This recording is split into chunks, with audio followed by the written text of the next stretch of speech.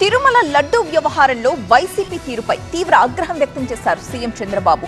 వాళ్లే తప్పులు చేసి తనపై నిందలు వేస్తున్నారంటూ మండిపడ్డారు. వివేక హత్య కేసులో నిందలు వేసినట్టుగానే తిరుమల విషయంలోనూ తమపై ఆరోపణలు చేస్తున్నారని ఆరోపించారు. దొంగే దొంగ దొంగ అన్నట్టుగా వైసీపీ వ్యవహరిస్తోందన్నారు. కొందరు ఆంబోతుల్లా తయారై రెచ్చగొడుతున్నారని ఫైర్ అయ్యారు సీఎం.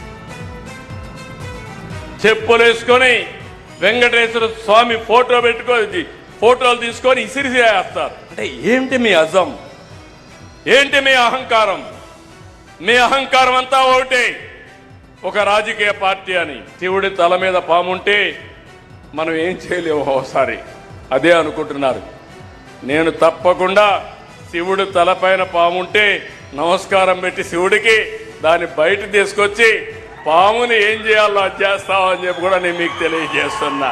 సిట్ వేశారు, ఆ సిట్లో వచ్చినటన్నీ మీరు చదివి ఉంటారు.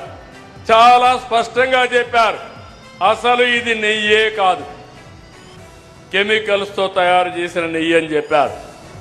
రాష్ట్ర ప్రభుత్వాన్ని కూడా యాక్షన్ తీసుకోమని అధికార యంత్రాంగం పైన ఒక రిపోర్ట్ పంపించారు.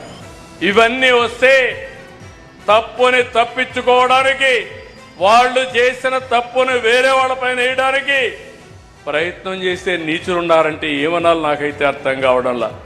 ఇంత స్పష్టంగా చెప్పితే, అపవిత్రం చేశారని చెప్తే, అవినీతి జరిగిందని చెప్తే, తిరిగి హెరిటేజ్ అనే కంపెనీ తీసుకొచ్చి నా పేరే వేసి తప్పించుకోవాలంటున్నా అంటే కరుడు గట్టిన నేరస్తుడు అవునా కాదా అని మిమ్మల్ని అడుగుతున్నా.